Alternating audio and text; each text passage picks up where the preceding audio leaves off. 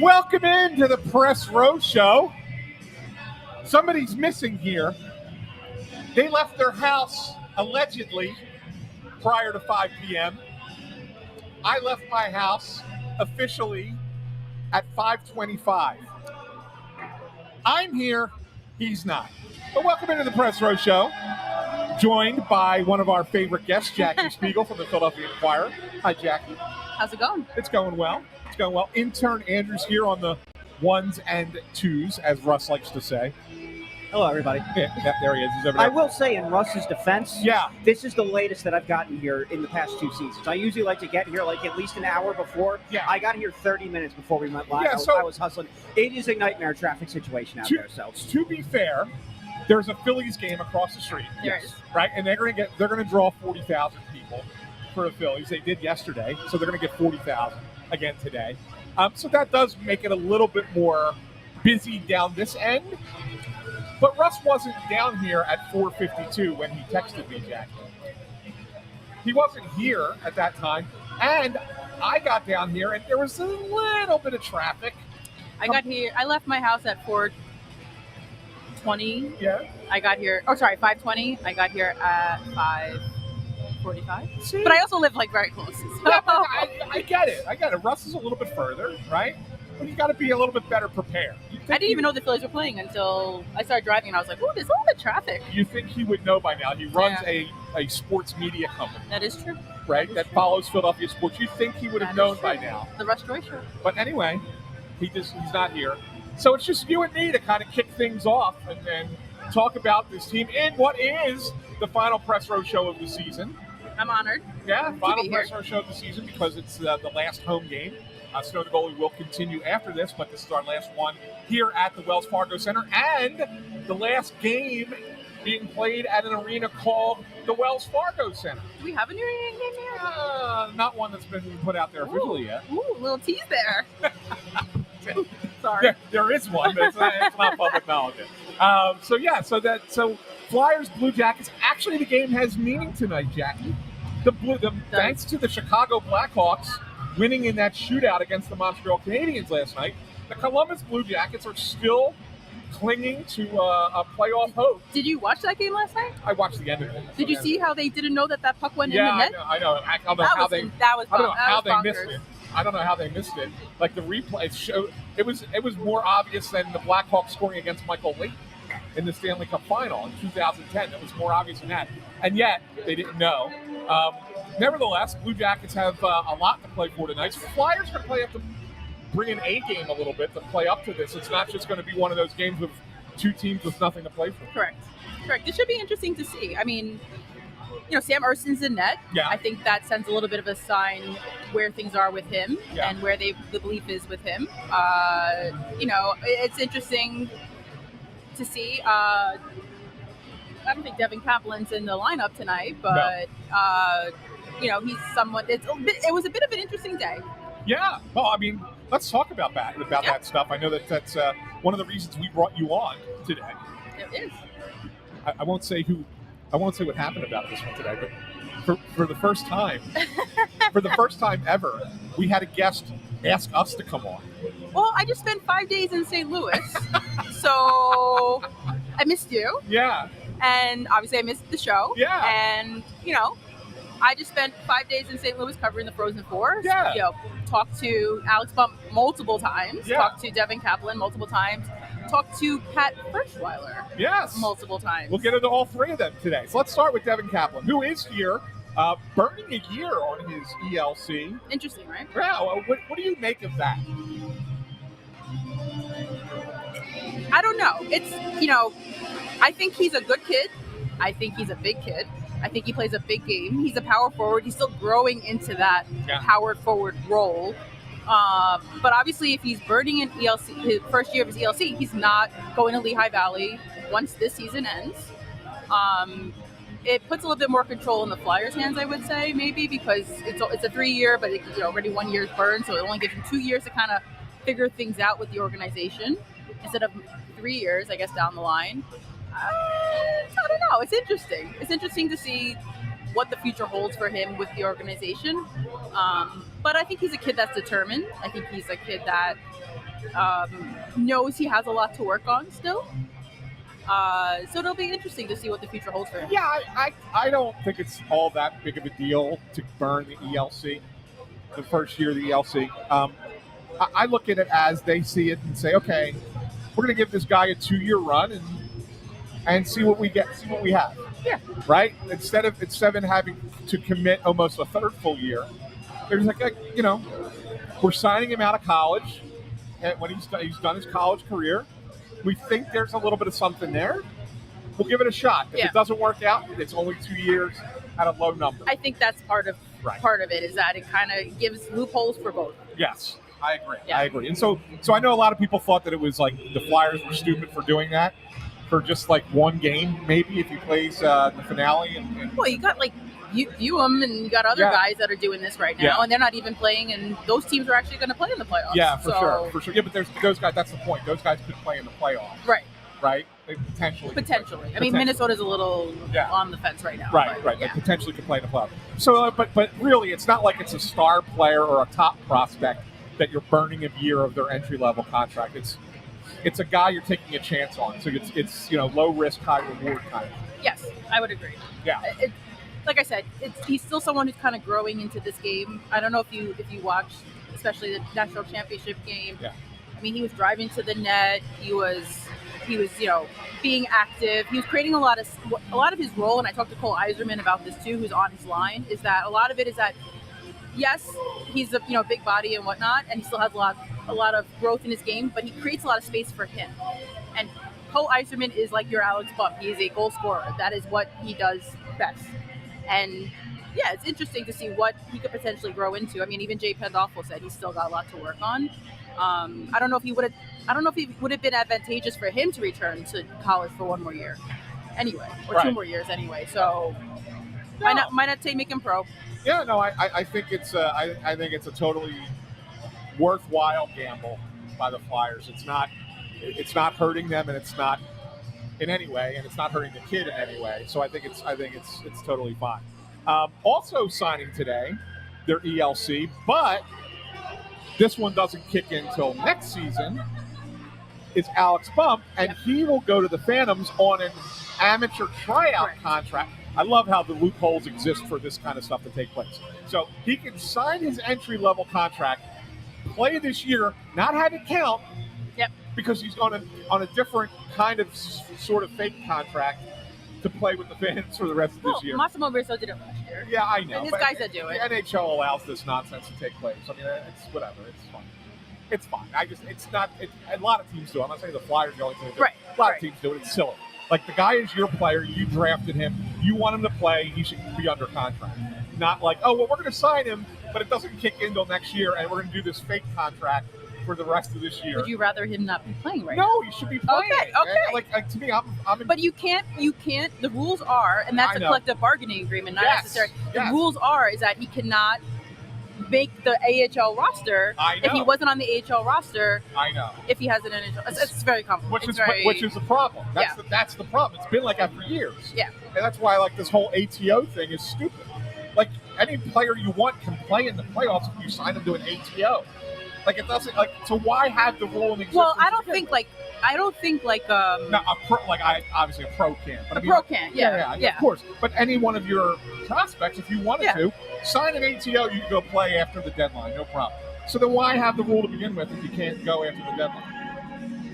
Unless you sign an amateur tryout contract. You know what I'm saying? Like, money makes the world go round. It's stupid. It's dumb. But Alex Bump. Let's talk about Alex Bump. You had a chance to talk to him. Had a lot of chances, Yeah, I mean, obviously, he was a key player for them in their run to the championship, and really a guy that the Flyers are very, very high on. Very high on. And they think that there's a real chance that he's part of this roster next year. What can you tell us about what it was like talking to him and what you saw in him down in St. Louis? Well, I will first say to you is that sitting in the press box or sitting downstairs in the media area, the number of people who came up to me, because they knew I was there for the Flyers-related content, and Penn State, obviously, but for Alex Bump, the number of people who came up to me and said, wow, the Flyers got a really good player here, I can't even count on my two hands. Yeah. That's how impressive Alex Bump was. And I mean, he was all over the place. And obviously my focus, especially in the Western Michigan games, was on Alex Bump. But I saw a kid who was great at puck possession, great at puck protection, great at finding open space. He loves to cut to the middle. He loves to do a pull and shoot, toe drag and shoot. Like, he lives for that. And actually, if you go on the Philadelphia Inquirer's Instagram account, and also my Instagram account on Instagram. I love this self-promotion. You love this, right? Well, if you go on it, I actually talked to him about his stick and how he manipulates it. And he manipulates it on purpose so he can do the pull and shoot that he loves to do so much. I also talked to his high school coach. There's multiple stories about Alex Bump on the Inquirer right now if you want to head over to get a lot of background on him. He, in my mind, he is going to be a top 6 star on this team. Wow. Do I think now I will say, I talked to Riley Armstrong. Stick your neck out a little bit, Jackie. I talked to Riley Armstrong. He did say he needs to add some muscle and some weight, and I will say that is correct. 100% correct. Yeah. He has a high skill level. To me, sometimes he looks a little bit like it reminds me a lot of Jack Hughes in the beginning, and maybe even watching him at Four Nations where he got pushed around, he would fall down, and wasn't very strong enough on his skates at key moments. So I think he does need to add bulk, he does need to add weight, but he's a big kid, he's tall, he's 6'2"-ish, and he's a confident kid. Some people might think of it as a little cocky, but I actually think he has just a lot of people commented to me, his coach, Pat Firstweiler at Western Michigan, his high school coach at Prior Lake, Riley, even I talked to Danny Briere about him. That's all in the article, by the way. But they all say he has this confidence in himself and he knows he can score. And people will right away say, well, he didn't have any points in the 4 games after they won the NCHC. Like, he scored the double overtime winner and that to win the conference championship. Right. Well, he didn't have any points. Well, he did have 1 assist. He didn't have any goals. But if you watch what he did, the only reason his line mate Owen Michaels scored 4 goals in the 2 games of the Frozen Four is because of what Alex Bump did out there. I believe it was the game winner, the double overtime. It was a very long game, but the double overtime game winner for Western Michigan against Denver in the semifinal of the Frozen Four. He takes 2 guys with him and gives Owen Michaels all the room to score. And a couple, can't remember if it was Pat Firstweiler or Riley that talked about how he does attract attention. Yeah, that's great. I know I'm a little high on him. But no, you should be higher on him because there's no doubt that he kind of slipped through the cracks in his draft year, right? Yes. And you ask anybody around the league, they'll tell you that after seeing him play, that there's no reason he should have fallen as far as he fell to the Flyers. Correct. That doesn't necessarily mean he's going to come into the league and suddenly be a star player, but he certainly should have gone much higher than he did. And he will tell you that. Right? And a lot of guys, right? A lot of people, not even just Flyers people will tell you that. Well, he will tell you that. Yeah, well, he said to me, I am not a 5th round pick. Yeah. And I think he showed that. That's good, and it's good that he feels that a little bit of a little edge, chip on his shoulder, right? A little chip on his shoulder, right? That's good. Good for him. Yes, he does have to put on some muscle. Yes. And there's no doubt about that. But the one thing that you could say about playing college hockey, I'm not trying to compare it by any stretch of imagination to pro hockey, but the difference between playing NCAA and playing junior is you are playing against guys who are more physically developed in the NCAA than you are in Canadian junior. Because in Canadian junior, sometimes you're playing against 16-year-olds. If you look at his own teammates, if you look at him next to Tim Washi, I can't remember how to pronounce the last name, but it's like night and day. Yeah, I mean, he's an adult. Yeah, so that there is that. So even that, he still needs to put a little bit of something on. I guarantee you, what he looks like today versus what he looks like when he arrives for training camp will be a whole different player. Will be a whole different person. I'm excited to see what he does at the AHL level. Yeah, well, he's going to look. The Phantoms are kind of loading up a little bit.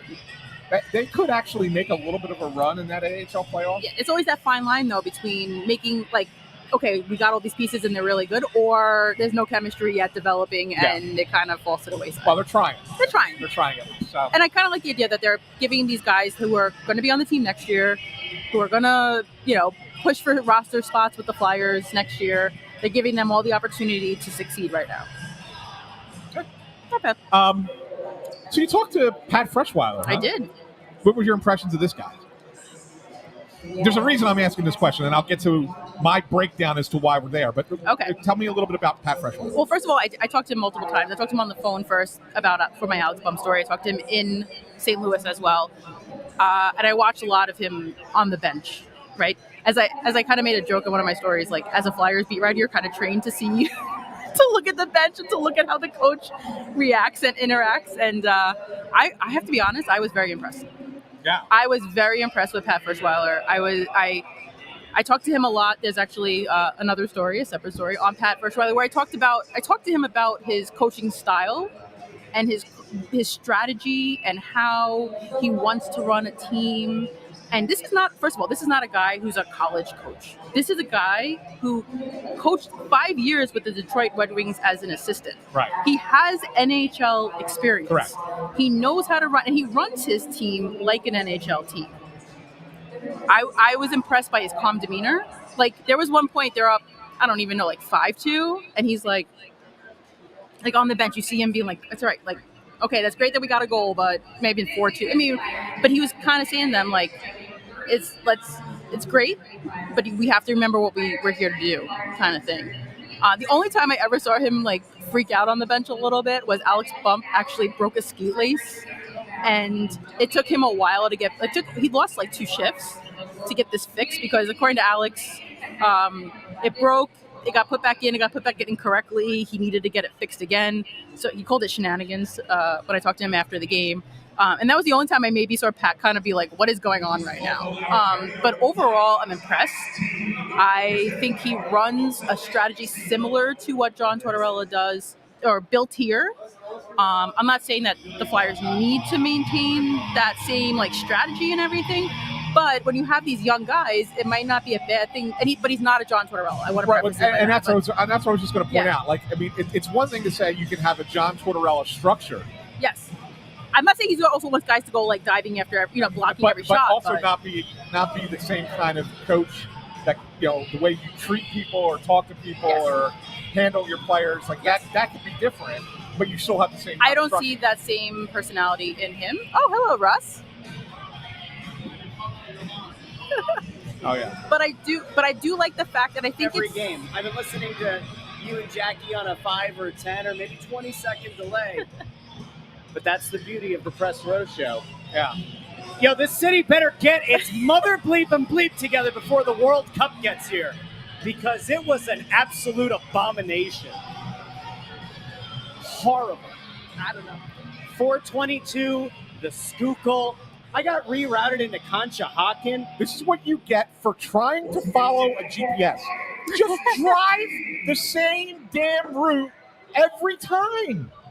I will. How hard is this? I'm not defending Russ here, but I will say today was the first time my Google Map, whatever you want to call it, gave me a different way to go where it had me cutting through the streets a little bit before I got on 76. It looked like where I usually get on at the Blue Route around the Concha Curve. There must have been an accident right there because I saw red, and so then it was like I hate taking the Schuylkill from that point. Is that the one that goes like right along the river? It's horrible. And it is what it is. I couldn't even be angry. Like, as I was texting you guys on my way here, I was like, I'm just watching the ETA go up and up and up. I'm like, I can't even be angry. I mean, I could. But I'm not going to be angry. I'm happy. It's the last game of the season. Or you could learn. Here at Wells Fargo Center. Or you could learn. Don't old man me right now. How to get off of the highway when it's jammed and find a different route to the arena. That's what I did. I got off at Route 23. Well, that was. And I took 3 miles of uncontested road. That was a mistake. But then there was a loop-de-loop to get back onto the Schuylkill, young man. You didn't have to do that, though. That's another mistake. So in other Maybe you words, should have called Anthony. In other words, you're telling me you compounded mistake after mistake after mistake. I followed what was supposed to be a faster route, and this is what You happens. sound like me driving around here, and I don't know where I'm going. What happens is when you're an older person, and over here is acting like last week or 2 weeks ago, Captain Dork over here, who I said, hey, traffic's really bad, you might want to leave early, showed up late, which is okay, but he doesn't live that far away. and he was late. No, but why was I? No, I was not late because of your traffic. Why was I late? I don't remember. The train broke down. Oh, we're going to blame the train now. The train broke on the route down here. The train's on a track. It has no choice. And Anthony. it broke down in the It's intersection. a flat circle. And I couldn't move. You could have gotten an Uber. That's exactly no, but right. I couldn't move. An Uber, a left. You could have gotten on the train. I was on the street that leads up to the You where could the have train track driven on the crosses, tracks, and gone around There it. was nowhere to go. You were just sitting there, like you were just stuck. That was why I got. So like those kinds of things happen. Uh-huh. But you do have a Russ Joy show, and you do talk about Oh, baseball. I will curse a decent bit. But you talk on about tomorrow's you do show. talk about baseball. On the I Russ do. Joy I know show, that right? there's baseball across. It does not take. It took me 2 hours and 18 minutes. 2 hours and 18 minutes on the road. I'm not leaving my house at like 3:30. Like, I'm sorry. And again, Why you don't want to hang out with the us? World Cup is going to be here, and this parking lot is still a god dang disaster, and it's going to be worse. Oh yeah. How has no one figured it out yet? It's over the summer, right? We talked to Hilferty 2 years ago about like widening the entrances, and it seems maybe they widen these. We got to figure it out, folks. Got to figure it out. Anyway, I was listening to you guys. Back to Pat. A lot of love around Bump. Bump. We love Bump. It's going to be quite a. I can't wait to write about Bump, Barky, Bonk, Yarnison. Barky. It's a shame they traded Joel Ferrer because he got Beezer. Killer Bees. The Killer Bees. Many Bees. How about the Bee Gees? Do we have any guy who has a G? So we cut. No. Let's get back. Nobody. To Pat Freshwater. So Yes. So you were talking, and it's interesting because we've talked on this program already since they fired Tortorella about who's going to be the next coach. Yes. And I'll tell you that their number one choice still remains Rick Tocchet. Rick Tocchet. Right? Still is Rick Tocchet. They would prefer Rick Tocchet. There are a couple of things, though, that have kind of come into play since that firing that could impact the ability for Rick Tocchet to get here. Not saying it's definitely going to do that, but it's a possibility. One of them being that the Vancouver Canucks could well bring him back. Wow. Okay? I think they have the option, They so they do have- can. they do have the They have option. a little bit of control there, I think, right? But what Rick Tocchet wants in his next contract Right. could well determine where he goes next and with who. Right. And from what I'm hearing, Rick's asking for a big deal. Wow. A big deal. What's he won? I don't want to put it out there because it's negotiated. No, I'm saying. No. I said, what's he won? It's interesting what's he because won? Rick No. Tocchett's name is out there a lot. Yeah, not. There are a few reasons that Rick Tocchett's name seems to be out there, but none of them seem to be a long-term winning track record or having he's- advanced deep in the playoffs. He's Now, had some success, but Some. not nothing overwhelming. is there an equivalent right now of an Alain Vigneault out there that you'd say, all right, guy hasn't won a cup, but he's made it to multiple cups? I mean, there are going to be psychos that are going to say, how about a Joel Quenneville? Does that get you feeling hot So and here- heavy? And that ain't happening. So Quenneville was brought up to me too, and my issue with Joel is he's actually Not on the older side, Yeah, and not he's on- also been out of the game for how many years And- now? and he's not on- not and on the also, short list. let's not even get into, or we can get into the reason other why stuff. he was kind of booted in the first place. I don't think this is an organization that wants to touch someone who I would like to think. You like the Say that- Canadian say that again? the Canadian pronunciation there? Yeah. Say that again. Which one? What is this? What Organization? organization? Organization. You've been hanging around the Canadians. A You know little what? too long there, Jack. It's because Jackie grew up in the unknown borough of Buffalo, which is pretty high up there in New York, and they may pick up a Canadian accent from time to time. Yeah. No. So anyway, point being that Rick Tocchet, while still atop a very short list that the Flyers have, which I honestly think has 3 names on it. If I'm being Can I honest. guess? Yeah, go Guinness. ahead. Well, I would say Rick Tocchet. Yeah. Pat Ferschweiler. Yeah. I'm gonna say Mike Sullivan, but I don't know if he's gonna get fired. But also, well, I guess David Carl. But I'm not a fan of David Carl. So let me tell you. Oh wait, why don't you like David Carl? I don't know, Wait, there's something- let's go there. there's 'cause something- That's there the was- juicy name. There was something about his approach that I didn't like. I looked when same game that I looked at Pat, or the semifinal game when I would look at Pat and I would look at David Carl. I don't know if you heard my kind of joke before about how as a Flyers beat writer we're trained to. Yeah. Okay. It was funny. But I look at Pat and I look at David Carl, and David Carl you kind of see every now and then you see like a what are we doing? And I was like, oh my god, this is not as bad as John Tortorella, but I think as a we've all been involved in sports for a very long time. I've played, you've played sports, we have all played sports. Like if you have a coach that consistently is, that animated on the bench and reacting to every little, it's a lot. It's a lot. It wears on you. So I'm not a. I'm gonna make a bold prediction. Dave Carl's not leaving college. Well, I don't think that's he's going to Chicago. No, I think he's going to end up on the Rangers. Oh no, that's where Torts is going. No, Torts is going there. Yeah, Torts is going. I'm agreeing with that one. And you want to know why? Okay. I will tell you, John Tortorella is going back to New York because that's the only team stupid enough to take him. Well, he has a history. He has a history with Chris Drury. He has and he's the kind of player that team needs. They kind of need a little kick in the, If you're Chris Drury, though. They'll kill each other, but it'll be fast. No. But if you're Chris Drury, and you're like, that team's built to win, though. You're on a GM's hot seat. Are you throwing all your eggs in the basket of John Tortorella? But that team is built to win more than Drury seems to have a lot out there. Drury seems to have, as AV used to call it, money in the bank with that ownership group. Yeah. And even though this season went very sideways for them, listen, in most situations, Drury's probably on the outs. I mean, think 30 games into the season, we were hearing about all of the toxic things going on in that organization. In most cases, he's probably out on his ass. He should be. A couple months into the season. He will ultimately somehow finagle and keep that job. Lavi will somehow... They fired John Davidson for him. Yeah. So, listen, if there's one guy who maybe feels confident enough in his positioning with ownership that he would still ultimately maybe have a chance to win a power struggle with Torts, it's probably Drury. And in fairness, it's because their ownership has kind of, I don't know, set the precedent that James Dolan loves him. Yeah. No, so the third name was one that is already here, and that's Bradshaw. Oh, love Bradshaw. I do love Bradshaw. So Bradshaw was the third name. And I think that's it. I think that's the Flyers shortlist right now. I'm sure there are other names that are like, hey, if none of those work out, we could go in another direction. I hope they keep Bradshaw. Let's say they don't give him the top dog. Yeah. But they should keep him 100%. I think that they want to. But I think Bradshaw is also wants to could be looking for a head coaching job too. So if there's one that is available, he might take that. It's a possibility. I like what he's done. So, I apologize to Bradshaw for not mentioning Bradshaw. Yeah, so Bradshaw is the third name. I still think it will. So Vancouver, I think, is going to make a quick decision. On top. Yeah. And when I say quick, I mean I don't think Friday. it's even. I think it's like as soon as the season's over. Yeah. And they will announce that either they're bringing him back for a big number, or that they're going to go in another direction. In which case, then the Flyers will be in hot pursuit. The question is, will the Flyers give Tocchet the number that he's looking for?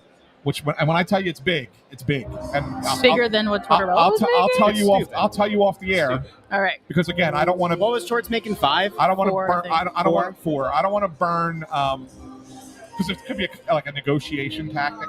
Well, you always come in asking for a lot, but if the dude's asking for like 7, 7.5, we'll talk, even 6, it's insane. We'll talk about it afterwards. How much is who's like the top paid?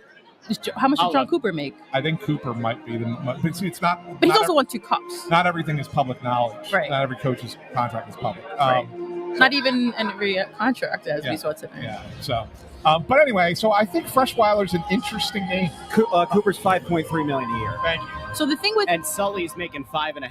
Yeah. So the thing with Freshweiler, which a lot of fans I see reacting, it's he's Keith's friend. And yes, they were line mates at Western Michigan together for 2 years or whatever it was.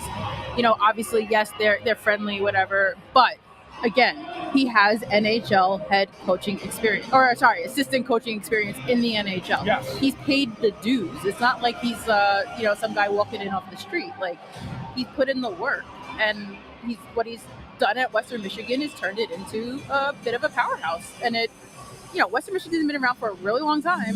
So their short list is 2 guys who are very friendly with Keith Jones and a third guy who kind of looks like Keith Jones. I didn't even hear what you said. I stopped paying attention. What else is new? People have told me that, by the way. What?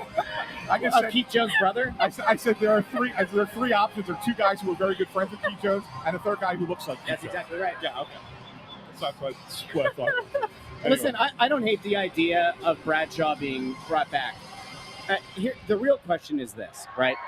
Let's say Torts goes to New York. Is Shaw's loyalty going to fall to being the associate coach? And if not, is Bradshaw willing to take a 1 or a 2 year contract? A lot of coaches aren't.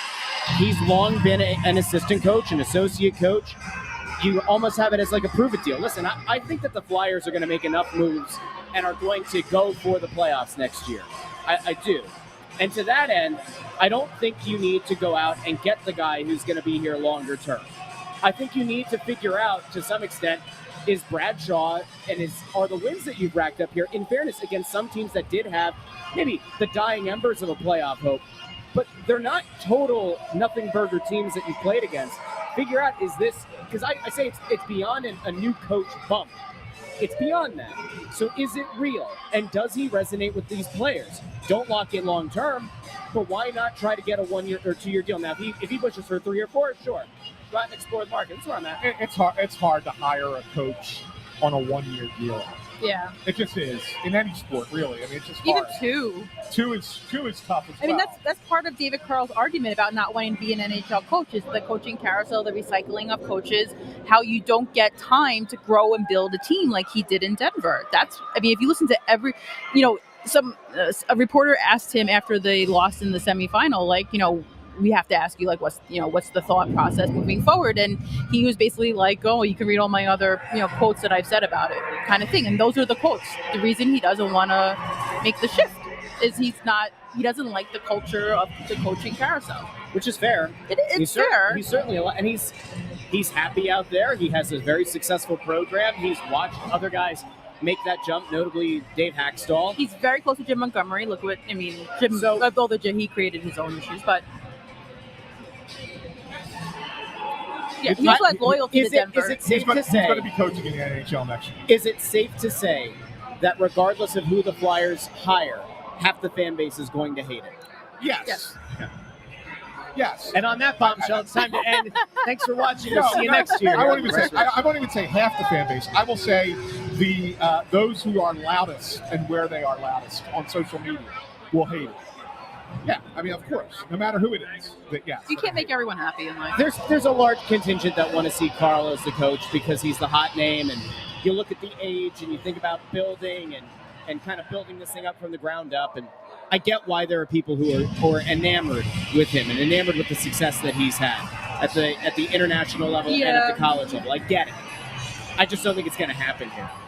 I just don't see him uprooting his family from Denver to come out here. And he seems like he's not willing to move unless it is the absolute perfect match, and he doesn't have to leave Denver until that becomes available.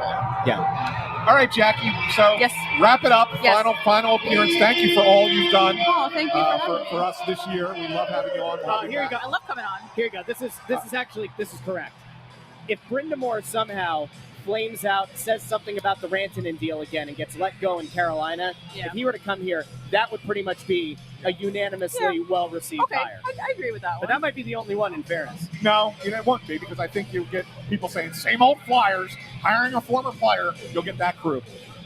That crew will complain. Nah, Brindamore's had enough success in Carolina that I think it overrides that. Yeah. I really do. I guarantee you that would be out there. We'll never know. But anyway, got a prediction on the game? I do. Go ahead. I'm going to go 5-3 Blue Jackets. It's a good pick. Thank you. It's a good pick. Thank you. I was correct Monday. With the winner, not the score. Yeah, I went 4-2 Blue Jackets for this one. I went Flyers 3-1 because let's be honest. Is that gonna knock the Blue Jackets out? With a legitimate chance to get close to that number 4 spot in the draft lottery, this team is certainly going to win their last 2 games. Book it. Intern. I will take the Flyers 3-2. I think, ironically, they win this game on an empty net goal. Because the Blue Jackets will have to pull the goal. Yeah, they have to win in regular. Well, they do have to win, That's a smart call. The irony of how Game 82 ended for the Flyers last year with them pulling the goal. It kind of pulls at the heartstrings a little bit, this team. And what was Bundy's pick? Bundy He said 4-3 Flyers. 4-3 Flyers. So I'm the only one on our panel who went Blue Jackets. But yep. All right. I'll put that out over on Twitter. You can respond there. All right, fine. But Jackie, thank you once again. Thank you. It's always fun to have you. Always a blast. And we'll check in with you again in the off season. And For we'll sure. do this again. I'm around. Awesome. I'm around. Jackie Thanks, Spiegel, guys. Philadelphia Jackie. Inquirer. Check her out there. Good stuff. The pride of Brooklyn. Finally got it right on the last day. See? I pay attention. I pay attention here on the Press Row Show, and you should too. We will be back first intermission, second intermission, and post game here on the Snow the Goalie channel on YouTube, X, and Facebook. If you haven't done so already, like the video, share the video, and subscribe to the channel.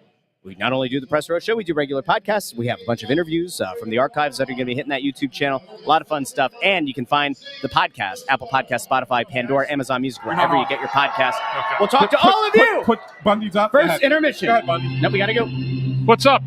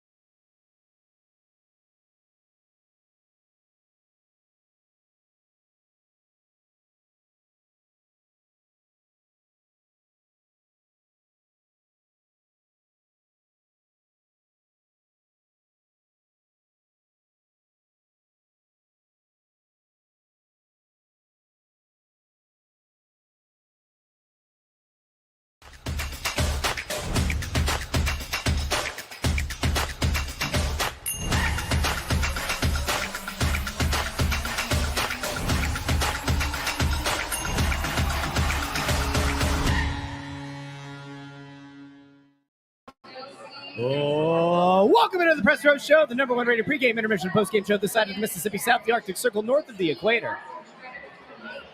Game number 81 on the season, boys, but home game number 41. Another season almost in the books here with the Press Row Show. And we've been treated to quite the barn burner of a game. Tied at goals, 0. Tied on shots, 9 apiece. Bundissimo, I have to be honest. I thought that Columbus would look like they had a little bit more fire in their trousers, knowing that they have an actual chance at making the postseason. Is this a situation where they're just trying to mitigate mistakes? They're just playing overly cautious because they know what's on the line? Are you surprised that they didn't come out with a little bit more fire? What do you think? I am, actually. I thought they'd come out with their hair on fire, to be honest with you. I was a little bit disappointed by the way Columbus did attack this game, but I guess there's a feel-out process, and, they also can't – they're really in a situation where they almost can't get down a goal because they have to win in regulation. So every goal the Flyers score, Columbus needs to get one back over top of them in regulation. So the first goal of this game becomes really, really important. I like the way the Flyers approached this first period. I mean, they did their job. They played hard. They got the puck out of the zone well. They made some good plays up in front of the Columbus net. But at the same time, I would expect Columbus to come out far better in the second period than they did in that first period. Ant, how are you feeling after that first? It was a weird period for me, guys. I felt like it was a little bit of feeling out maybe the first. It was like in 2 to 3 minute chunks. It was like a feeling out period at the beginning. Then it was Columbus kind of took control. They had a few shots. Ersson had to make a couple really nice saves early. And then there was that stupid penalty by Danforth, which was awful. Yeah. And it kind of swung the momentum to the Flyers for a few minutes. They had a couple really nice shifts. They drew another penalty. Of course, they couldn't score on the power play because Rocky Thompson Horror Show. And then it kind of went back to just kind of a feeling out period again at the end. It was just kind of weird how it just shifted every couple minutes. I don't know. It was just I don't have a good feel for the game right now. Yeah, and it is a very meaningful game. Even though the Flyers are eliminated from the playoffs, it's good to have a team like Columbus in here that you'd think was desperate. So I agree. There was a lot of momentum swings in that period. Columbus has the lead on the penalties. They took 2 that period to the Flyers 0. So that'll be the storyline to keep an eye on as the game moves on. Because they'll even it out, right? They're going to try to, for sure. And you don't want anybody giving any Columbus after the game whining about penalties, so they'll figure a way to even that out for sure. Guys, it is, in fact, the 41st game of the season, and I thought it would probably be a nice idea to just take a little bit of a gander at what we looked like at the first game of the season. I just want to see side by side, what do we look like now versus what we looked like at the beginning of the season? They say that losing can age a man. You definitely. This was us. This was us at the beginning of the year. Now, I would make the argument. One could almost argue we're doing pretty darn good for ourselves. That was game 1? That was game 1. So here's us now, right? Here's us, game 1. Now. Look at this. So. Are you wearing the same thing? The same shirt on. That's awesome. Anyway, I just thought it would be interesting. That's not the same quarter zip, but I mean, I think we're doing pretty good, guys. Yeah. I don't think that the losing took a huge toll on us this year. I got to say. Look at your hair. My hair was very. It was. Look at how brushed back it was. Nice and coiffed that opening game. Look, Russ looks like he's about to get married right there. Look at him. And now look at him. Look at him now. He looks like he's been sleeping in a gutter for the last 2 months. You gotta just enjoy that lettuce when you got it, guys. Absolutely. I'm actually going to donate my hair to Ant. So next year, he's going to go to Turkey and he's going to get a hair transplant right up here. And when you see that wonderful coiffed pompadour when we start the season next year, you'll know that he's got a piece of me with him always. It's one of the worst things I've ever said. Let's go to intern with the stat of the night. Intern Andrew, you know what? I could do the same thing with you that I just did with us. Let's see what young intern Andrew looked like. Hold on. Let's bring you up on the screen here first. Hold on. Give me a second. I lost our ability to bring you on the screen. That's not ideal. There you are. I'm in there. There you are. All right, so there you are now. And this was you at the beginning of the year. Intern Andrew, beginning of the year. And intern Andrew. Now, I think my hair's a little bit longer. You switched sides of the screen. That's true, yeah. Wow. Big news there. I probably had just gotten it cut fresh for the beginning of the season. That's what it's all about. Yeah. Yeah.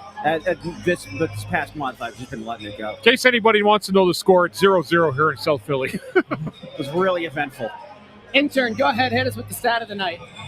Hold on, my mom. You can get a haircut. That's fine. Mom's telling you need a chop. It's Yeah, time for a cut. I know. So I know I've talked a lot about Michkov this year because he's seemingly the only interesting part of this team. One more goal would give him sole possession of 7th place on the Flyers' all-time rookie scoring record for a season. He's right now tied with Matt Reed and Andre Lacroix for 7th, which was kind of a mess stat, but I did find a much more interesting stat, I thought, for that's Columbus related. So the Blue Jackets over the weekend had a home-and-home with the Capitals. They won 7-0, and then on Sunday won 4-1. Both of those games, Adam Fantilli had 2 goals.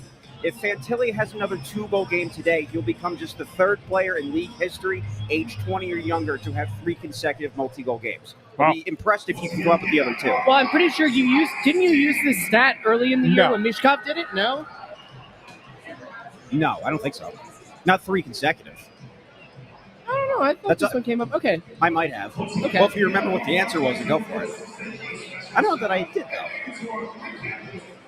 Maybe it was a multi-point. Maybe it's a multi-point streak. Okay. So it's 2 players that have done it previously, is what you said? Age 20 or younger, yeah. How recently? One in 2018, one in 1981. All right, 2018, young players. McDavid didn't do it, did he? No. That would have been 15. He was 15 draft, so.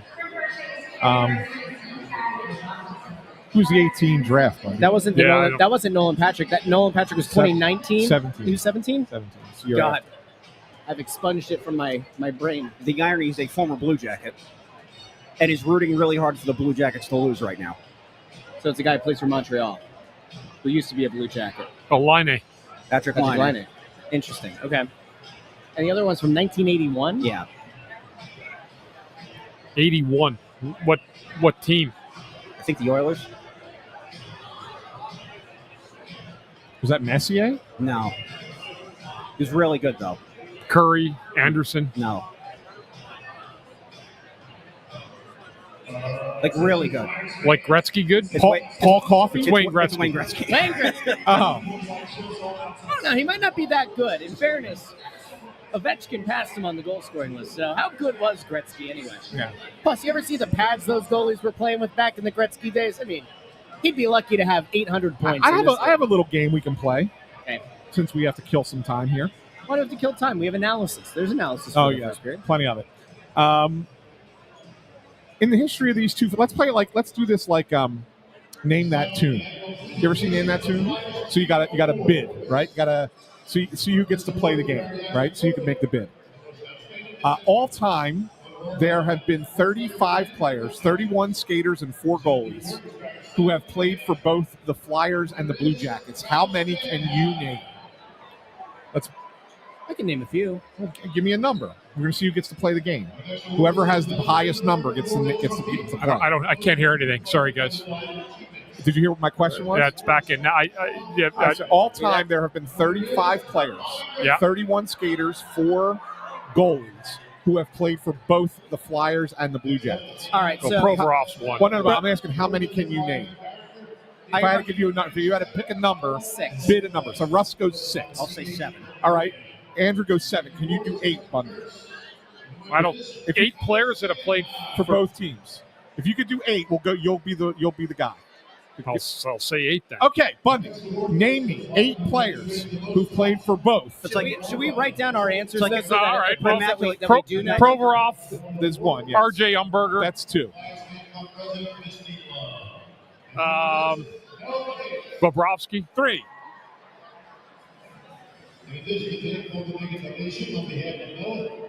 Or played for the Flyers from Columbus, right? Either way, they could have started there, come here, or vice versa. Doesn't matter the order. Jake Voracek. 4. Jeff Carter. 5. It's pretty good. 5 I got already. Yeah. There's a few that you're missing though. Yeah, but what Jody Shelley. 6. Oh, that was a good call. There's a few that you're missing. You're like, oh my god. How can I forget that guy?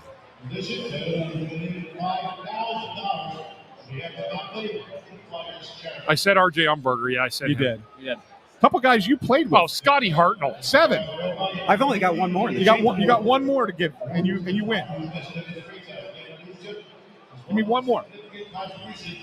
I got 7 out of 8. I can't think of the 8th one. What happens if he doesn't get 8? Does he get like smacked? Like what's Wait, let me see. I said Voracek, Hartnell.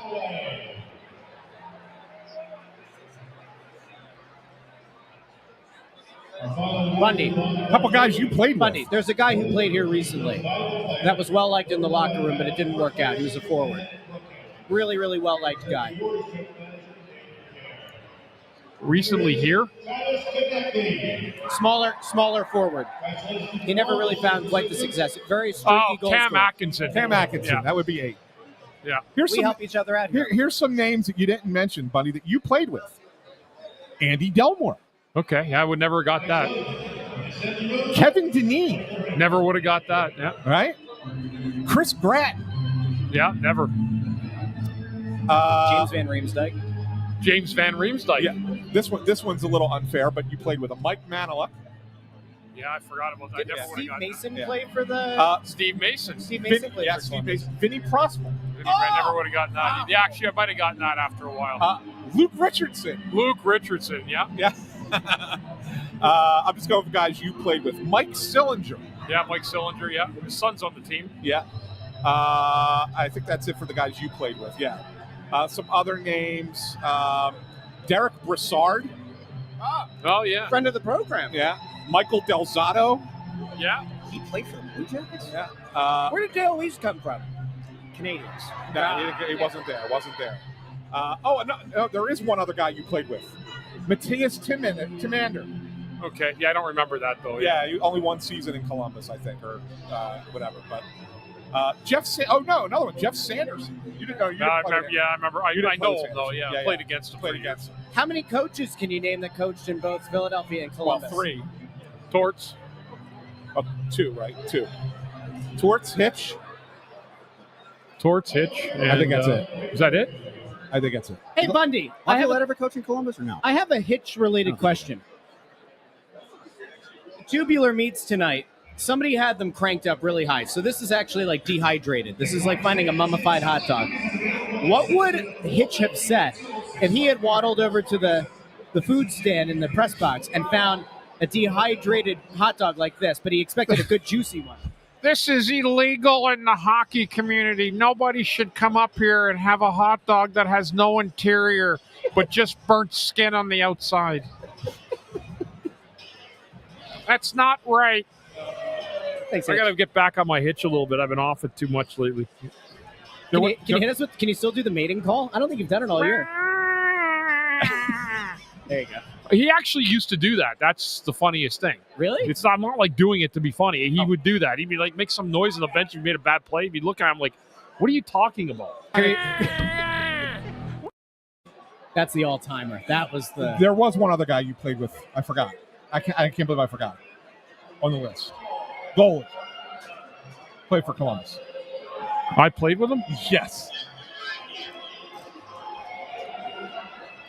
Eshy? Ninamaki? No. I can't believe we forgot this. Czechmanic? No. No. I don't know. Boosh. Oh, yeah. I forgot about him. That's a good one. Yeah. So there you go. I thought that was fun. That was fun. That was good. Yeah. That's part of the hilarity here at the Press Row Show. You want analysis, you come here. When it's a good game, you come here for analysis. You know what I decided? Because I think it was last game, there was somebody who was very upset with our intermission show because we had fun instead of breaking down a lackluster game. And you know what I figured out about this show? What's that? We are not a standard intermission and postgame show in pregame. No. We are more akin to like the NBA on TNT. Yes. Inside the NBA, or like the NHL version of that they do on TNT. There's more hilarity here. There's more.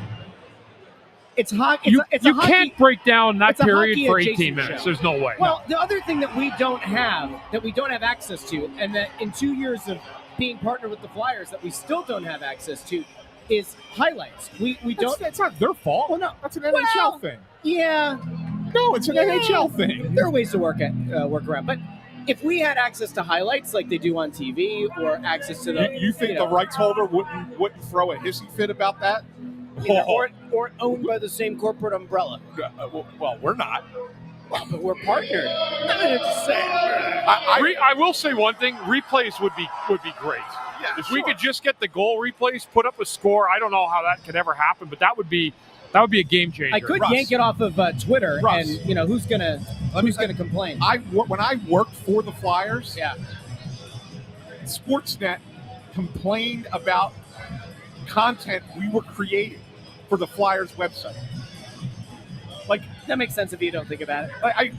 you talk about being owned by the same under the same umbrella, and they complain. I like this, by the way. Cody Hertzler over on YouTube says we're the Mystery Science Theater 3000. Ah, that's good. I like that. Although it Now has to that be our would- backs. That would be fun. We're not allowed because you'd be able to see the rink or whatever. Yeah. But if it was just our silhouettes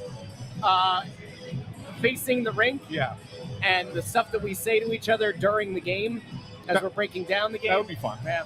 I love that we go off the rails. I think that's what makes the show what it is. Sure. We broke down that whole period. It's 6-7 minutes. Yeah, We may as well have fun with the rest of it. That's Get right. entertained. If you want a sports person or you want to have a good laugh, turn it on. That's right. I used to do pregame and post and intermission live on NBC Sports. You're told what to say. They don't want you being too controversial. And they have intermission. They have commercials during it, which gives those guys a break too. We don't have a break. There's no intermissions here, or commercials during it. Well, I guess there is, right? Like YouTube will throw one on, which I hear about all the time. And you used to have to deal with was Barkan doing it then? Yeah, I always liked all the talent I worked with over there. They were great people. Yeah, they were always good. That was pre-Blue Glasses Barcan. That was it. No. I had blue did glasses you? Barcan. Because pre-Blue Glasses Barcan hit very differently than Blue Glasses Barcan. Yeah. Yeah, there was definitely Puck drop. there was definitely a change in tone there. But anyway, that's it. We will be back. Second intermission of Postgame. Join us here on the Snow the Goalie channel. Like the video, share the video, subscribe. We'll talk to all of you. Second intermission. Bye.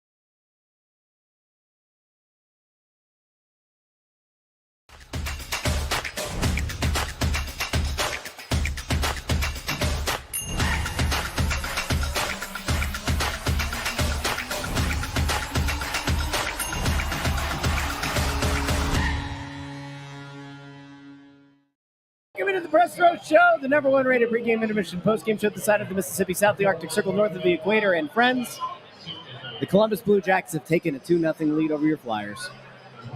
But there's still time. As intern Andrew likes to say, still a lot of hockey remaining. Oh, I thought you were about to just jump on here. Hey, there's the TV camera. Intern, see if you can jump in there. No. Don't jump in. Intern, take the banner off the table and hold it up in front of what's going on over there with the TV camera. Snow the Goalie, the Only Flyers podcast. Let the people know. I don't think it's the TV camera. That's the arena. That is the Lauren, arena camera. Lauren Hart's up here. She's going to sing. Is she going to sing? What's she going to sing? I don't know. But I talked to Mike. She's going to do Straight Outta Compton. We just lost video. Intern! We did? No, I don't think we lost video. I think it's just that we Wi-Fi is slow here. No, we lost video. Intern, do you see video over there? Yeah, I'm still plugged in. Oh, we have. I'm not seeing it on mine. I see nothing. I just see a spinning thing. Connection unstable. Yeah, the Wi-Fi is bad. But if you're plugged where you're plugged in, if you're double check the hardwired, YouTube feed. Intern, if you take us down on the final stream of the season, so help me, omnipotent creator of mankind, we might be fine. We don't know. I'm at 800 megabits per second right now. But you see things. See, I have a whole something went wrong. No internet. Uh-oh. Wi-Fi. It's the Wi-Fi. Well, here, let me kill off my Wi-Fi really quick. I am plugged in. I'm hardwired in. Let's see. They're in the comments saying everything's fine. Yeah. Okay. I'm hardwired in, though, and I have no internet. Okay, well, we're flying blind. And you know what? In fairness, half the time it looks like the Flyers are flying blind, too. Bundy, we talked about in the first intermission how it didn't appear as though this Columbus team, was kind of playing with that fire. Certainly seemed like they were more on top of their game and willing to go after it a bit more there in the second. They had a much better second period, Russ. There's no doubt about it. They're doing what they have to do. They're fighting for their lives. They did not have a great first period. I don't think they had a whole lot of jam, if you want to go back to the words of Peter Laviolette a decade ago, or more than that now. But they had a better second period. They executed. They got that first shot that went through, a point shot went through a couple of Flyers that laid down to block it, up short side, up over the glove of Urson. And then as we talked about the penalties, we said that the penalties would get evened out. They sure did get evened out. And the Flyers ended up getting victimized on the second Columbus power play goal of that period. So 2-0 Columbus, and they've played a perfect second period road hockey. There's no doubt about it. The Flyers chasing this game now. Anthony, how did you feel after that second? It kind of went the way I think we expected this to. Columbus is fighting for their playoff lives. Don't expect the Flyers to come in their final home game and roll over and die, but eventually the urgency is going to pick up. I mean, there was a reason I picked Columbus to win this game, right? I mean, I kind of anticipated that they would be a team a little bit on a mission in this game. I was slightly surprised, like Bundy was, that they didn't come out with their hair on fire in the beginning of the game. But I think it was just a matter of time before they got their game rolling, and they realized, it wasn't going to come easy for them. And then it's like, okay, we have to take this to another level if we're going to, get on top of the Flyers. The Flyers aren't going to just, roll, like you said, they're not just going to roll over. So I think Columbus just needed to see the pace that the Flyers were playing at first, and then they've been much better this period, much more in control, much more puck possession. I think Columbus has just been they're the better team, and they've played better. They've been in that battle for a while now, and then they've won 4 in a row, including beating the Capitals twice, who are resting players, but nonetheless, they're feeling the groove of winning right now, and it looks like they played that way in the second period today. I actually meant to do a little look around the league right now. So both the Devils and the Bruins scored again. It's 4-3 Devils. It was just 3-2 while there was like a minute left in that period. That's wild. Okay, so currently the Devils are up 4-3 on the Bruins. Obviously, your eyes are there. The Kraken play later tonight. That is the final game for both of those teams. So when you're looking in that 4-5-6 range in the draft, a Bruins loss tonight in regulation would lock in Boston in that number 4 spot. A loss in overtime, I believe, leaves that in limbo a bit. And then we have, Seattle plays Los Angeles tonight. And where are we at on? I think that's it for tonight that matters. Montreal in action tomorrow against Carolina. So the outcome of this game could have significant ramifications on that remaining wild card spot as well. So interesting game we find ourselves Montreal needs 1 point somehow out of that game against Carolina tomorrow. Yeah. If Columbus has to win again in regulation. Remember that. If they don't win in regulation, it's over. Doesn't matter. Montreal gets in because of the win-loss on the win-loss column. I guess now is probably a good time to go over to intern Andrew. Although I think, all right, we're good. Intern Andrew, are you ready with your trivia question of the night? I'm ready. All right, intern. Now remember, this is the 41st home game. It's our last time together this season. Yes. Will this question live up to that hype? I don't know. We'll see. Before I get into this, can I say something? You have a rap? No, I do not. A poem? No. Since this is my last trivia question of the year, I do have to make an announcement. Yeah. The place that my dad works at, he's an assistant general manager at a place that used to be called X Golf, but they're rebranding it to more of like a traditional like sports bar. So beginning Thursday on April 24th, and every Thursday henceforth, I will be hosting trivia night there every Thursday. Intern Andrew Trivia Night. Intern Andrew Trivia. I love it. Now, what we have to do is work out a thing at that place for us to go and host it, like to have a night. We'll make a team.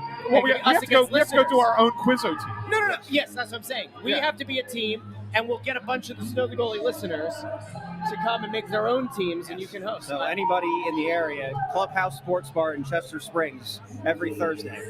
The questions will be significantly easier than what they are here, because you guys are. Are they all sports questions, or will they be I think general knowledge? I think it'll be more than 50% sports, but there'll be some movies, trivia. Okay. So I'm going to be doing a lot of Wikipedia. Oh, I to love write that. all these questions. Love it. I love that. I love it. Yes. Intern Andrew, That'll look at be- this. that'll be He interesting. just got his start here on Snow the Goalie, and now he's a big-time trivia guy. He's going to be the next host of Jeopardy. I'm becoming Ken Jennings. I love it. Oh, it's great. There you go. Tony Louis says my team name would be the Fandrews. Love that.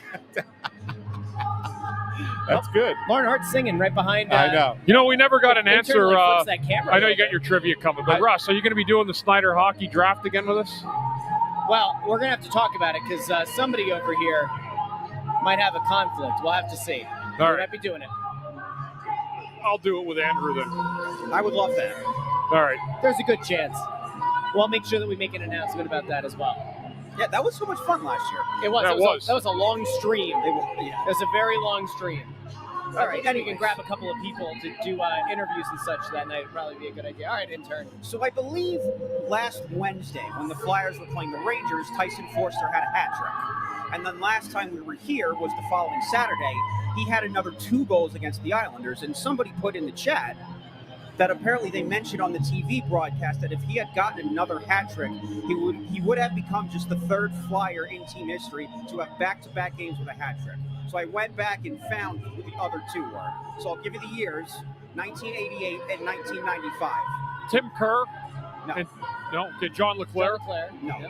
Keith Primo. No. No, 1995. Before Primo. 1995. I was 4. Well, could have been Lindros. I don't think it was Lindros. It's Eric Lindros. Yeah. Is it? Wow. Yes.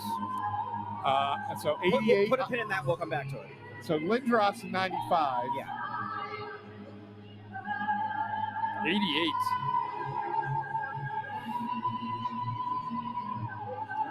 She's killing it right now. You're getting distracted. Rick Tocchet. Rick Tocchet is correct. That's why you pay the man $6.5 million. Not That's the why. price. That's not the $7.5 price. million. So the 2 games that $9.5 million. the 2 games that Lindros did, I believe this was your rookie year, Bundy, right? March of 95? Yep. So the 2 games that he got those back-to-back hat tricks, you played in both of those games. Yep. I will give you the date. I will give you the opponent. I want to see if you remember the final score. Okay. It's a long remember. For March You've 18th, done this before. March 18th, 1995 at Florida. And give him the second game so we can put the 2 together. March 20th, 1995 here against Montreal. That was a nice flight home.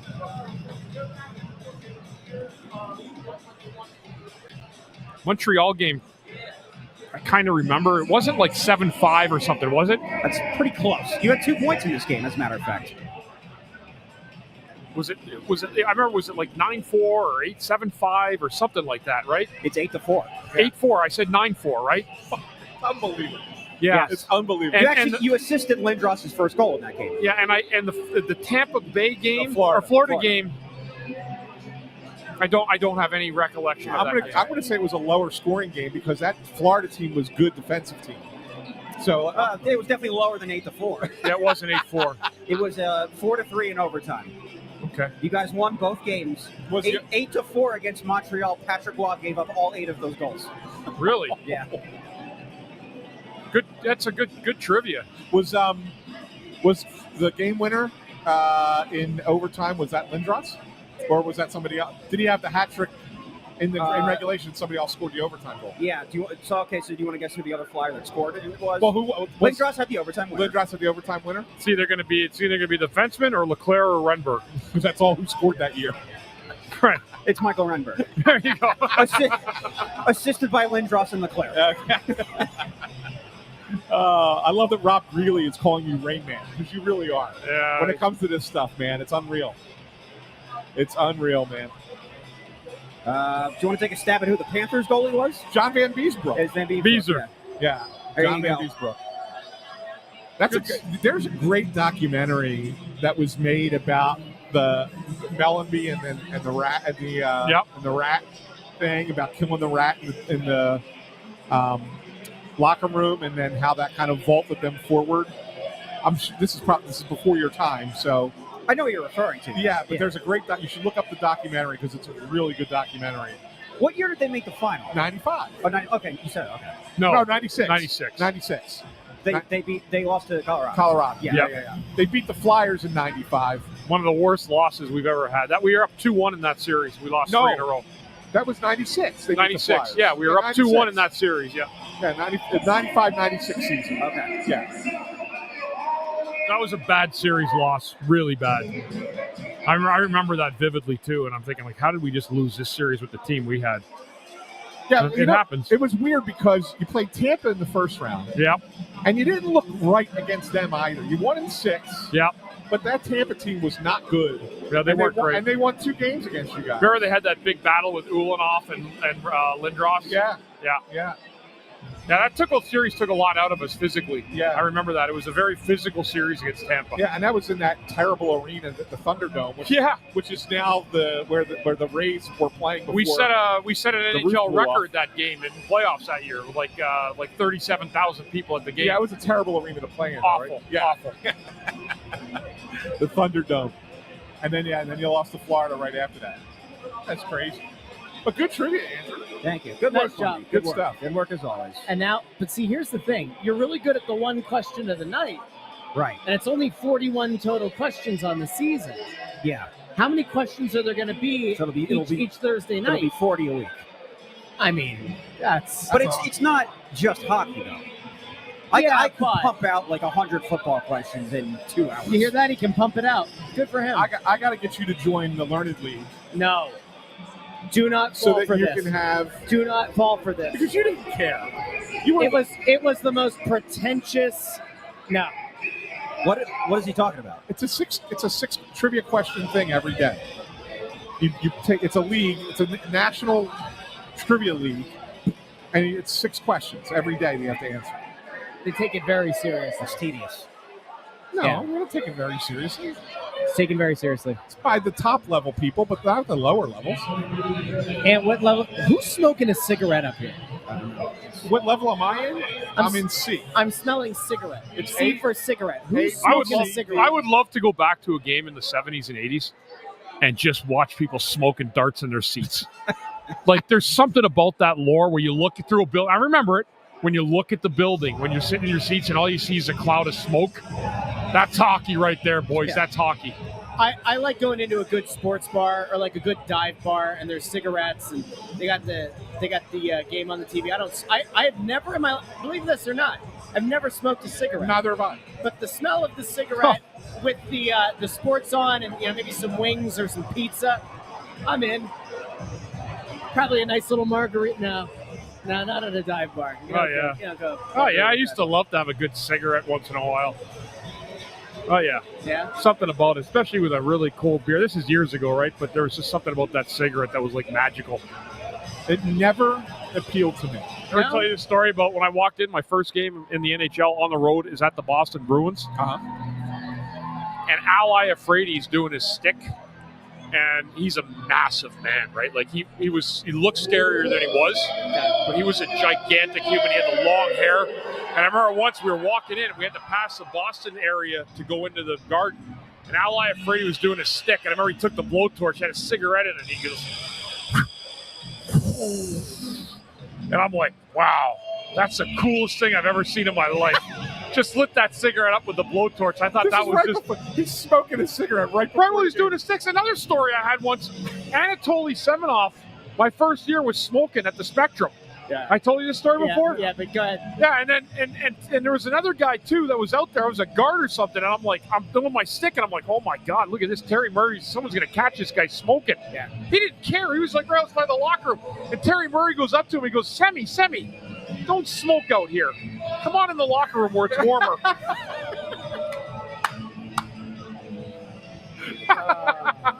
Man. Yeah. Oh, that's great. Yeah, I missed the era of the ashtray in the locker room. Remember Jimmy Leland smoking those darts in the dugout, or even, that was just good stuff, man. Yeah, it's one thing for the manager to be smoking. It's another thing for the players, especially in a game that requires physical stamina. Well, who was the Super Bowl? Was it the Super Bowl quarterback for Kansas City? I was literally just going to say Len Dawson. Len Dawson's like this. He would right at halftime he in the would Super drink. Bowl. It was He like would drink in the beautiful. locker room. Beautiful. Yeah. But he used to cover the team while he was working. Yeah, Mike Buck, Jim Fregosi. Jim Fregosi was another one. Yeah. He loved his darts, too. Yeah. All right, you got me going. I love this stuff. Miller played. Songs that made the hit parade. All right, we'll be back post-game here on the Press Row Show, the number one rated pregame intermission post-game show. Talk to all of you after this one. We'll see how it goes. Can the Flyers claw their way back into this one and force overtime? Talk soon.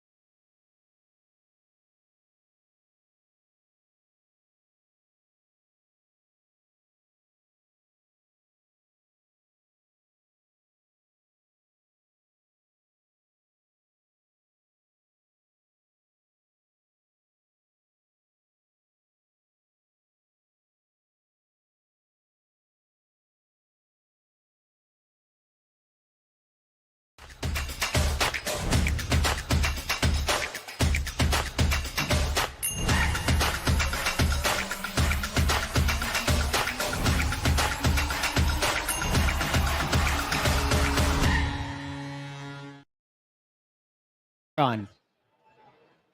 Welcome into the Press Row Show, the number one rated pregame, intermission, and postgame show this side of the Mississippi, south of the Arctic Circle, north of the equator. And for the final time this regular season, the number one rated, once again, postgame show. Anthony is doing what Anthony has been doing a lot this year, fighting back against artificial intelligence, writing stories for the Associated Press. Bundy is here. Intern Andrew's here. Guys, this went the way that we kind of expected it to. Columbus with something to actually fight for. Who expected it to? This is something that we all expected to have happen. Anthony's the only one who picked it, and I have to tell you now, Anthony is within one. Oh, God. Okay. Boston was very close to scoring. I have Boston's game pulled up right now. 16 seconds remaining. This is the most hockey you've watched in one time I know. this season. Well, a Boston point here, if this goes to overtime, makes a three-way tie between the Most excited Flyers, you've been about hockey all Flyers, year. Kraken, and Bruins. And it is going to go to overtime. So either Boston will end the season at 76 points, three-way tie. The Flyers would hold the three-way tiebreaker there with the fewest regulation wins. A win would automatically catapult Boston ahead of both the Flyers and the Kraken. Seattle have their last game tonight against the Kings. And we all know I'm insufferable and I care about lottery position. No one else does, but damn it, I'll go down on the ship. Bundy, when you look at this game tonight, is there anything that stood out to you as, I don't know, like a surprise or maybe a positive to kind of wrap up the final game at home? I don't think so. I mean, if you look at the whole body of work in this hockey game, Columbus played a near-perfect road game. They didn't have a good first period, but they really did a lot in the second and third period to lock the game down, and they scored 3 goals, 3-0 final here for the Columbus Blue Jackets. But no, I don't think the Flyers played a bad game. I just felt like they played a game, and I would have liked to see them jump on Columbus a little bit more to try to send them to the golf course. But it didn't happen. Columbus stayed alive. They played a good game. Anthony, anything that stood out to you? Did you take any positives out of tonight's game for the Flyers? No. Well, Sam Ersson I think he played a pretty good game. A good game, yeah. It was a good game. Yeah. I mean, that's that. If you're looking for something positive from the Flyers, I think, he had a solid game and goal for them, which is good. Sorry. What happened? ¿Qué pasó? ¿Qué pasó, I left señor? the file open. Señor, ¿qué pasó? Tiene que cerrarlo. What are you doing? Sorry. Ay. I got a message from the AP. Adrian Peterson? How's he doing? That would be what would be more shocking to you? Adrian Peterson working for the Associated Press or Ken Griffey Jr.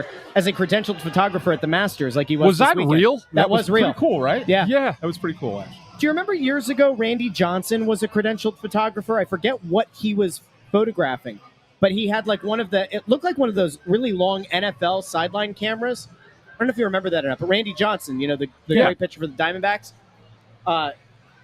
Somebody brought that up to me because on Friday's episode of the Russ Show, I saw the thing about Griffey, and I was like, this is incredible. Like, can you imagine walking at Augusta, and it's hard to get in there. You're walking the grounds at Augusta, and you look over at a photographer, and you go, I think that's Ken Griffey Jr. It's pretty wild stuff. I don't know. Guys, do we break down this game? Do we? No. Okay. Do we want to interact with the commenters? We love the commenters on YouTube, X, and Facebook. We could do that. And we can try to wrap up what has been a very interesting season. Why don't we do this? I think we're going to do a post-mortem show when the season is over. But just in the interim, when you kind of take into account what the expectations were on this team entering the season, and now here, the end of the 41st and final home game, I think it would be safe to say that this team did not end the way that we expected it to. Where they did position-wise but now they are without Morgan Frost, they are without Joel Farabee, they are without Eric Johnson, they are without Andrei Kuzmenko, who we didn't know we would have at some point, but he's also gone. And John Tortorella not here on the final night of the season. Would you say that there's anything that has been more surprising than that? If we had told ourselves in the beginning of the year, game number 1, this is how the season would end, this is what the roster would look like, this is what the bench would look like, would you have believed it? Yeah. Okay. I would have. I mean, yes. I'm not going to sit here and tell you that I would have predicted Eric Johnson gets traded, right? That's not part of the thing. Mm-hmm. And I probably wouldn't have predicted Tortorella getting fired in the way that it happened. Yeah. Certainly don't think that would have been a prediction. Yep. But I would not have been surprised if you told me that the Flyers were a bottom 5 team in the NHL and that they would have a new coach next season. That wouldn't have surprised me. And that they trade Farabee and Frost, none of that would have surprised me. So I just think this was kind of how I anticipated this season would go. When you saw that they didn't make any moves in the offseason other than Eric Johnson, really was the only move that they made in the offseason. And that they were going to go with the goaltending situation that they were going to go with. And you heard Torts say it like right at the beginning of the season, like he said, the goaltending scares the hell out of me. That told you all you needed to know about what this team was going to ultimately be this year. Correct. So no, I was not surprised. I know that there were people who thought coming off of the season last year that they had, where they were, still in it on game 82, that maybe they would take a step forward. But in a rebuild, when you have a surprising season like that, very often there's a step back year, right? And this was going to be that step back year. Now, do I think that they can move forward and get into the playoffs a season from now? I do. Yeah. I do think that Danny's going to be very active pretty quick. And when I say pretty quick, I think that you're going to see him start to try and... Jersey just won. Sorry. Continue. Oh, no. It's the worst thing ever. That's why people are yelling. 3-way tie. Come, continue.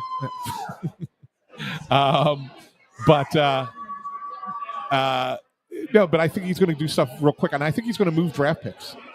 I do. I think that those latter two in the first round, and maybe some in the second. So they have 7 picks in the first 2 rounds, and I don't think it surprises anybody to say that the Flyers are going to trade away some of those picks because you can't use all 7. Yeah. But I'm going to tell you that I think at least 1, if not 2, will go before the draft even happens. Like I don't think this is all a draft day kind of thing. Like I think that Danny's going to be active. That's bold. So I think you're gonna see some stuff taking place prior to the draft rolling around. And so the question is, when Jay Grebby's saying during the playoffs, quick, Ant, really only because the Stanley Cup final ends and then the draft is right after. Right? Yeah. So it's like you don't have much time in between. So I think you might see Mike. a trade or two. Great job this year. Oh, there goes Mike. Hi, Mike. Mike's the man. What's that? You're going to come see my show? Oh, Mike, you're the best. Mike's a great guy. Thank you, Mike. Mike, the organist, is going to come see my show at the Players Club of Fantastic guy. What a guy. Great guy. He's awesome. Does a great job. Tears it up on the organ. I hear Bundy's trying to come to my show. Russ, are you coming to my show? Probably not. That's what I thought. I'll be there. I'm going to try Saturday afternoon. I'm going to set the bar low, and if I show up, you got to let me know because I told you what I would do. And I'm going to put it out. I'm going to put this out in public. I'm going to put this out publicly that if you show up Saturday when Bundy is there, I will dress in a 1980s costume and allow you to do like a big photo and put it out there. I think you're just trying to, I think you just want to wear that costume. No, and you're trying to use this as an out. I really don't, but it's a great... Is it a leotard? I'm not telling you what it is. Can we get you in a banana hammock? But it's very funny. Can we get you in the Borat banana hammock? It's a very funny costume. The nice lime green? It's a very... I tried it on. I was like, this is kind of ridiculous. But okay. Yeah. So I would wear it. Mm-hmm. So Aunt Maureen's going Friday. Is she? Yeah. Well, that's great. How about that? Yeah. Cool. So, it's a good show. Anyway. See, I like going to shows where Aunt acts. Well, you missed that one. Well, I made it to the one that you did in like Pottstown a couple of years ago. 5 years ago. Well, it was a great show. 6 years ago. It was a great show. 6 years ago. It was 2019, actually. 2019. Great show. 6 years ago he came. Yeah. That was it. Never, not since. That's right. I officiated your wedding. That was kind of like... That was like a show. That was like a show. Right? It was very performative. People you and I were enjoy it. You and I were performative at that. I don't know if you were really performative. I mean, you performed what you were supposed to, and you kissed the bride, you gave the ring, and got the ring, and you did your... You performed on the dance floor. I sure did. I sure did. Yes. Anyway, good. Guys, it is there's like a bittersweet moment to these final games, to the 41st and final home game of the year. And you and I have now done this together, I believe, every season since 2018, right? Mm-hmm. Or was the... Well, it was the end of the 2018. End of the 17, so I was with season. you the 2018-2019 season. Correct. So that was our first year 19, together. 20, 21, 22, 23. So this is the end of the 7th season. Seventh full season. Yes. That we've been doing Press Row Show. Bundy has been with us. This is 2 years of Press Row Show. 3 years? No. Well, 2 years of this Press Row Show. But 3 years on the show. 3 years overall. Yeah. Yeah. And second year of intern Andrew. We'll bring him on here too.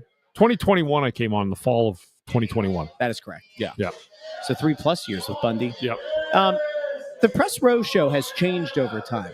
I would almost highly encourage. I thought about going back. There's a way to kind of like reclaim old videos off of like YouTube and off of Facebook. And I was like, do I try to like go back and get old Press Row shows and put them on YouTube? And I'm not going to, because I think when we were cramped together on your one computer, it was like one side was I think Charlie O'Connor or Dave Isaac, and the other side was Bill Meltzer. Yeah. And we were super crammed in there. Shoulder to shoulder. You'd get Wayne Fish walking behind and kind of staring. Carchidi was. Yeah, that was always. What's going on here? Yeah, Sam was always my favorite one. Yep. Yeah. But you'd always get the people like trying to cram back through. And we had a nice setup this year. Last year's setup was fine. We talked to the team in the off season. We said, hey, maybe a couple of upgrades. Got some nice lighting going on here. Yeah, so, new lights. We got better tables. Our spot was locked down a little bit better this year. Security did a great job as always keeping us safe. A lot of great people up here during the year. Yeah, my favorite though was the day when you fought with the fan. Oh, I thought you were going to say when I caught the light. Well, that saved was Andrew's life. Saved Andrew. That was good too. But no, when you fought with the fan, because it's on YouTube. Everybody that was like not here reached out to me and said what a great moment that was. So that was pretty funny that they saw the clip. Yeah. But my favorite was the security. Security. Yeah, she was walking by earlier today. Came up to me afterwards and said, "Was I supposed to step in there?" We're like, "No, you're good. You're good." Oh, it's all good. So it was all good. It was, there were some memorable moments this year. All right, Andrew Fawcett when the drunk lady fell. So I was gonna say, can we come up with like a top 3, top 5 moments of the season? I think fan yelling at the end of the game. Yeah, that's up there. Drunk lady falling on Mike the organist twice. That has to be a top. Right that has there. to be a top 5 moment. Top 5 moment last week when Bundy touched my screen. Bundy touching the screen might have been a top 5. The Flyers Jets 9-8 game. Bundy picked the 3 stars. Yes, that was a top. Oh, when he outed himself years later. I think the Gauthier stick taps. Oh, stick taps under the table. That's up there. I think that would we say that the atmosphere of this season was the Gauthier hands game? down. Absolutely, hands down was the most electric this building has been for hockey in years. Yeah, that was crazy. That game. That was an awesome experience. We saw a couple good wins. We'll see you next year, brother. See you next year. Thank you. The Edmonton game was a good game. They beat Connor McDavid, the game right after the Four Nations Cup. that was a really good game too. That played a really good game. Yeah. There's been a lot of highs. There's always a lot of highs, even in a low season. There's a lot of good things to pick apart. Unfortunately, you get the 11 out of 12 games that they lost in March was a real killer. Yeah. That was just unfortunately left a bad taste in everybody's mouth. Yeah. Yes. So can I tell a story that I texted you guys this, but I never actually said it on the air. I think the people will appreciate this. So it was right before Four Nations, and I can't remember why, Anthony, but you weren't here. It was just me, Russ, and Bundy. Was that when I was sick? Was that you down in Florida? No. Before Four Nations, I was sick. Oh, maybe that was it. Yeah, I missed a week. I couldn't talk. Yes. That was a great week, wasn't it, Bundy? Yeah. Yep. So the Penguins are here, and I asked the question about the Flyers-Penguins playoff game when Bundy went on that rant on the radio. Yes. When Crosby was doing his antics and, cheap shotting people or whatever. Yeah. So we had like a 2 or 3 minute conversation about Sidney Crosby, about how he's matured over the years and whatever. And we ended up leaving that game early because of the severe winter weather. Just for safety, we left during the third period. So you guys had left, and I was just finishing up the equipment, and I went down the elevator, and Sidney Crosby, who was a scratch that night, got into the elevator with me and stood right next to me. And I was like, you know what? I'm never going to have a chance to do this again. I'll ask him a question. And I turned to him, and I said, do you know when you're coming back yet or no? And he was like, I have no idea. And I got to my floor, and I walked out, and I immediately texted 100 people that had just happened. And the funny thing is, 24 hours later, it was announced that Crosby was going to be playing for Canada in the Four Nations. So I'm like, he just totally BS'd me in that elevator. It was you. You're the reason. Yeah. He totally lied to me in that elevator. He knew. Enjoy your summer. Thanks. Have a good one. So Bundy, who makes fun of me all the time for being too much of a fanboy, not only did I keep my composure I asked the hard-hitting journalistic question. And you were, and then immediately became a fanboy again after that, texting 100 people. I just talked to Sidney Crosby. It was a cool moment, but whatever. All good. See it, Timmy. Intern Andrew motivated him to play. I think I did. I think it was that. That's what it was. But that was hey, that was a goal moment. Another good moment. Intern Andrew not knowing that the Flyers drafted Forsberg. That was a good moment. Oh, that was good. Just in fairness, all of these moments we will expect you to find and clip up into a best of the Press Row show. I don't know. Are you going to post it this time? I know. I will. Because the best of 23-24 is still in your inbox. I'll put that one up too. I swear. A year later. Andrew, I told him repeatedly in the summer. That is true. Can you put up Intern Andrew's best of episode? Yeah. Yeah. I'll do it. Yeah. Kept saying it over and over. Like, I'll do it. I mean, I have nothing else to do over the summer, so other than write 1,000 trivia questions. There you go. Trying to think of, there had to be other moments, but No, that's good. Well, anyway, I think it's a good way to wrap it. The reason we say it's always bittersweet is because we enjoy doing these shows. We enjoy doing this. Oh, yes. What? Linda Joseph has it. That one, absolutely. Oh, wait, hold on. That is absolute all-timer. The Penn State thing. What's going on here? What happened there? what happened there? Remember what he did to me pregame? Yes. When I was going on my tangent about how James Franklin was actually a great coach, and I had no idea you were behind me the whole time. He was so one good. of the best moments off camera was Bundy berating you in a text about you spoiling the one game. It was a Nashville game. Yeah. Yes. Yeah. I was watching it because I tape delayed it, right? So I had to start it like later because I was busy. And Andrew's like, man, can you believe the Flyers pulled that out? Yeah, no, it's Couturier in overtime. He was so excited too. And I'm like, but the best part about it was, I think, hadn't I just given you his number? We added him to the group added chat. you to the group chat at that point. You might have, yeah. Yes, and so this is like the first thing that he did in the group chat. He starts talking about the game, and Bundy just starts laying into him. I didn't know that was a rule. Of course, it's Insane. a rule. You're a sportsman now. You're learning it. Now, listen, Super Bowl that doesn't count. Like if you haven't watched the Super Bowl in real time, that's your fault. That's your fault. Yeah, 100%. Right. Stanley Cup final game. Like you can say, wow, what a game that was. Because if I'm not watching it, I'm not tape delaying any other game except the Flyers because we have to watch it for content and for information of how the team played. Right. Correct. So that's why I would watch any Flyers game, and I watch every one of them. But if it's a regular event, no, it doesn't count. All but right, that fine. did. I have a couple of other top moments. This clip. I've signed a boob. I signed a boob. Yep, signed a boob At the carnival. Clip Signed a from boob. Bundy. Yeah, signed a boob. So That there was the boob signing. There was we also got the story. Bradshaw at the carnival about the smaller defenseman. Yeah, but that was interesting. It wasn't like a funny moment. It was an interesting moment. It was a good good tidbit, content. yeah. But the other funny moment was, and we had not heard the story previously on the podcast, was when you had at the carnival when we had Saunders on, and you guys talked about the time you interviewed yourself. As Billy Barber. As Billy Barber. Yeah. That was a great moment too. Yeah. That was a tremendous moment. Billy never showed up for the interview. Well, he was getting interviewed whether he liked it or not. Billy, what did you think of the game tonight? I thought the Flyers are at a little bit of a rough start, but they found their footing and they didn't score any goals. But other than that, it was a good game and I enjoyed it. Hitch, do you think the Flyers gave the people a good...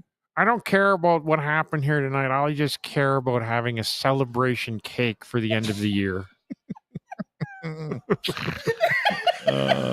Win or lose, cake is still there. I love cake.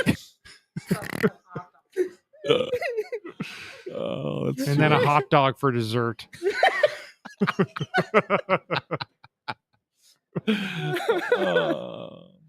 And with that, all right, let's go sit in our cars and let's wrap it We up. will probably be back either later this week or the beginning of next week with a postmortem of the Flyer season as a whole.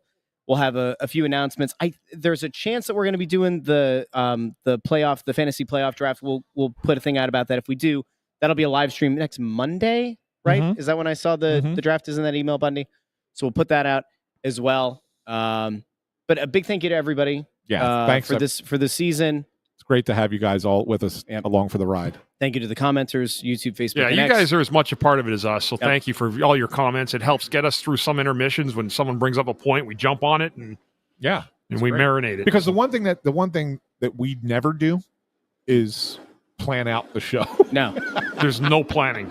It's like we go. We just go. The only real planning is if we get a guest on. Yeah, that's it. But there's not even like a, hey, what do we want to ask? No, it's we just do it. off the cuff. Yeah, we just do it. Yeah. So Right. thank We'll you. probably back next week. Yeah. So thanks to all of you who listen. Thank you to the security detail who keep us safe up here every night. Thank you to the fine folks of the Flyers and Flyers Charities and all of the people who helped us out this year, and the production team, the interns who helped to tear down and set up, and of course to intern Andrew over there. He took, I'd say, guys, he took a nice step this year. Kenny's Movie Palace asked us if we're doing a draft show. Put that up on the screen so everybody can see it.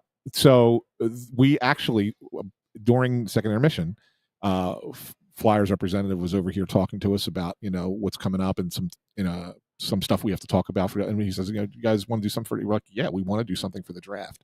So it's already been put in their ear. It's going to be discussed. So we'll see what it's like. Bundy will not be part of that though, because it's a good reason. There's a reason that he won't be part. My daughter's getting married that night. Yes. So I won't be there. That'd be awesome. That's really cool. Yeah. So no Bundy on the draft night. But I do think that we're going to try to plan on doing a draft show. We'll do something. I don't know if it'll be around here or if it'll be down closer to Skate Zone. I think that there are like two places that I can think of that would make the most sense, but we'll link up with the team on that one. Yep. Yeah. But okay. I think that's probably it. Yeah. Thanks for a great season, everybody. Yeah. Thank you, everybody. Hope that you enjoyed this. Hope you enjoyed the show.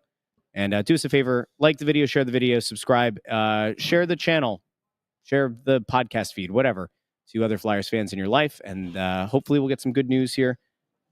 Listen, if nothing else, we have a draft to look forward to. We have an off season to look forward to, a head coaching hire to look forward to. There's going to be a lot of news.